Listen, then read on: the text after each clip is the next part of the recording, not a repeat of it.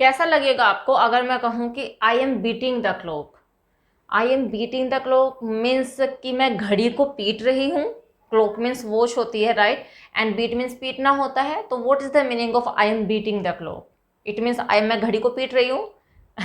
No, absolutely not. देखिए, जो अभी सेंटेंस मैंने बोला है I am beating the clock, तो बीटिंग द क्लॉक ये एक ईडियम है। ईडियम का जो लिटरल मीनिंग होता है वो तो कभी भी नहीं होता। मीन्स वर्ड टू वर्ड अगर आप ईडियम का मीनिंग निकालोगे तो वो उसका एक्चुअल मीनिंग नहीं होता। उसका वर्बल मीनिंग कुछ और होता है। मीन्स वो किसी और चीज को रिफ्लेक्ट करता है, किसी और चीज को प्रेजेंट करता है। बट आज मैं आपको बताने वाली हूँ 3 इंपॉर्टेंट ईडियम्स, जिन्हें आप अगर अपने कन्वर्सेशन में यूज करोगे ना, ऐसे ही है वो ईडियम्स जो हम डे टू डे लाइफ में बोलते हैं, ऐसे ही सेंटेंसेस में यूज होंगे, तो यस, आपकी इंग्लिश काफी इंप्रेसिव होने वाली है, राइट। तो बस आपको वीडियो के लास्ट तक बने रहना। Hello everyone, I am Aarti, welcome again my YouTube channel Aarti English classes. तो अगर आप चैनल पे नए हैं, डू सब्सक्राइब माय चैनल। तो चलिए सबसे पहले देख लेते हैं first structure means first idiom हम कौन से सेंटेंस के लिए यूज करने वाले हैं।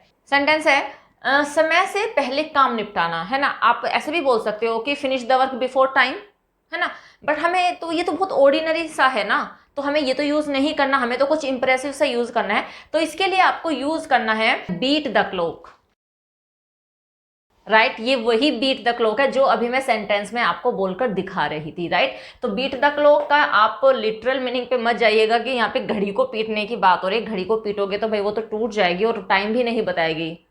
घड़ी को नहीं पीटा जाता। तो क्या करना है, बीट द क्लॉक यूज कीजिए, बीट द क्लॉक करिए, लेकिन आप इसको अपनी कन्वर्सेशन में यूज करिए इस वाले सेंटेंस को बोलने के लिए। मैं जब भी हम कोई काम, देखिए, समय से पहले काम निपटाना मतलब ये होता है कि आपको एक पर्टिकुलर टाइम दिया गया है एंड आपको वो काम एनी हाउ किसी भी कीमत पर उस टाइम से पहले कंप्लीट करना है। तो तब अगर ऐसे सिचुएशन है हमारे सामने, तभी हमें यूज करना होता है बीट द क्लॉक। चलिए एग्जांपल से समझते हैं।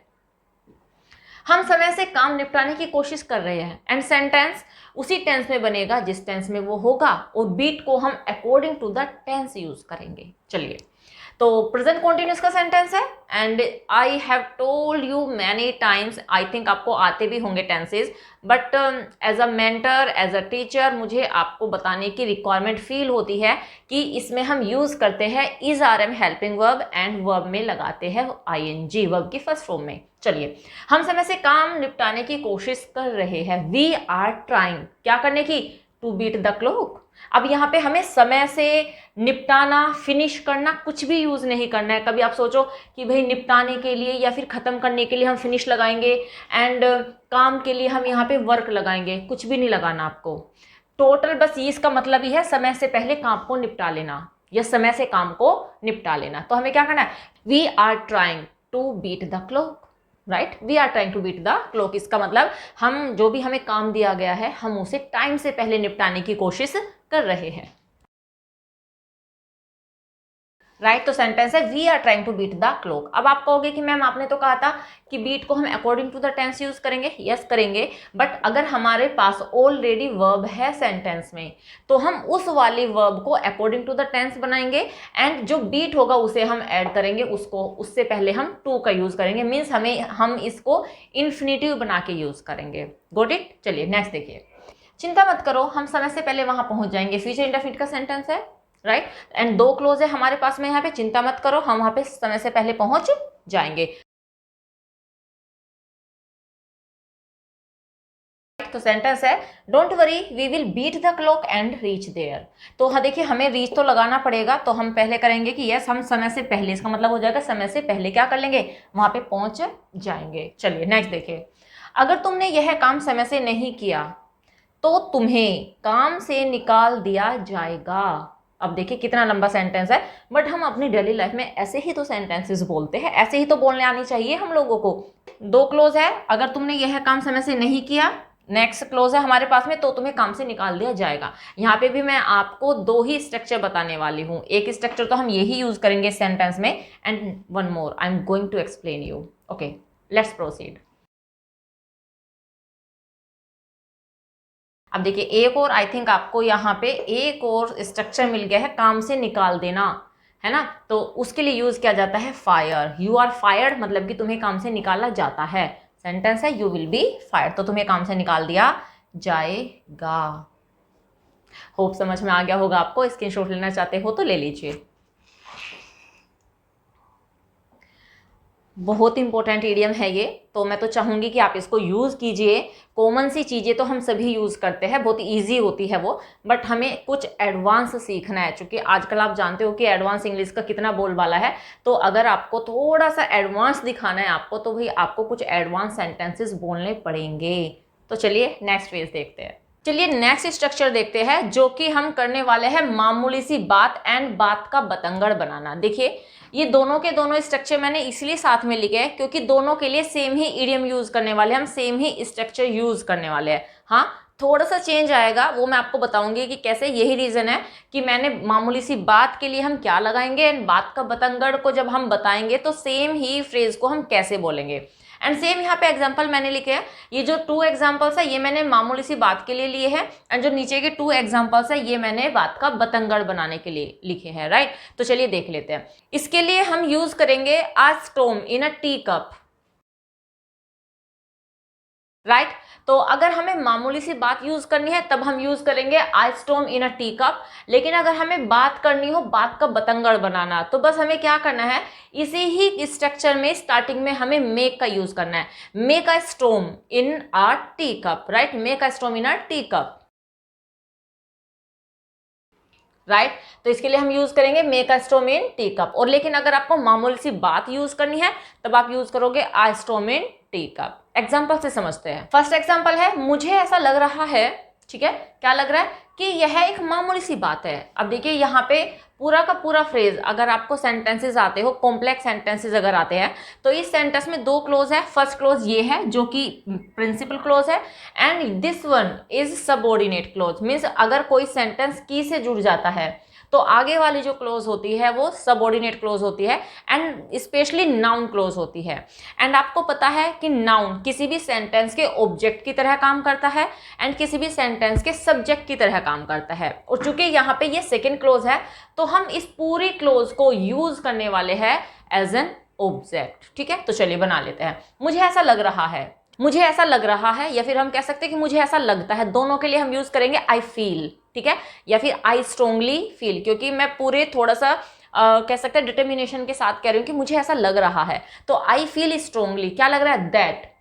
यह एक मामूली सी बात है, that it is a storm in a tea cup. I feel strongly that it is a storm in a tea cup, right. तो सेंटेंस है I feel strongly that it is a storm in a tea cup, right. तो चलो देखो next. तुम मामूली सी बात पर क्यों लड़ रहे हो, राइट। तो तुम मामूली सी बात पर क्यों लड़ रहे हो, why are you fighting over a storm in a tea cup, right. तो सेंटेंस है why are you fighting over a storm in a tea cup. बहुत सिंपल सा है। नेक्स्ट एग्जांपल है, तुम बात का बतंगड़ बना रहे हो, है ना। कभी कभी होता है ना कि छोटी सी मामूली सी बात है, लेकिन बहुत से लोगों की आदत होती है कि उस बात को एग्जेजरेट कर देते हैं और ऐसे सिचुएशन क्रिएट कर देते हैं कि झगड़े होने वाली सिचुएशन क्रिएट हो जाती है, राइट। तो वहां पे होता है कि बात का बतंगड़ बनाने ही वाली सिचुएशन होती है वो। तो इसके लिए हम यूज करेंगे, क्योंकि कॉन्टिन्यूस का सेंटेंस है, इजारम का यूज करेंगे, वर्ब में लगाएंगे आईएनजी, एंड मेक को ही हम according to the tense use करेंगे। तो सेंटेंस हो जाएगा, सिंपल सेंटेंस है, पॉजिटिव सेंटेंस है, तुम बात का बतंगड़ बना रहे हो, you are making a storm in a tea cup, you are making a storm in a tea cup, right. तो सेंटेंस है you are making a storm in a tea cup. Next देखिए, उसे बात का बतंगड़ बनाना अच्छे से आता है। प्रेजेंट इंडेफिनिट का सेंटेंस है, ठीक है, तो उसे आता है, she knows. You know very well कि प्रेजेंट इंडेफिनिट में वर्ब की फर्स्ट फॉर्म यूज होती है, लेकिन अगर सब्जेक्ट सिंगुलर होता है तो वर्ब में एस या ईएस लगाते हैं। चलिए तो बना लेते हैं, शी नोज। अब उसे पता नहीं कौन है, लड़का है लड़की, तो आप ही भी लगा सकते हो, शी भी लगा सकते हो। मैं यहाँ पे शी यूज करने वाली हूँ। शी नोज, कैसे, उसे बात का बतंगड़ अच्छे से आता है, she knows well, right, she knows well how to make ice storm in a teacup, right, she knows well how to make ice storm in a teacup, right। तो सेंटेंस है she knows well how to make ice storm in a teacup। बहुत simple सा है। तो इस तरीके से आप इसका यूज करके आप किसी भी टेंस में सेंटेंस बना सकते हो, कोई सा भी सेंटेंस बना सकते हो। स्क्रीनशॉट लेना चाहते हो तो ले लीजिए।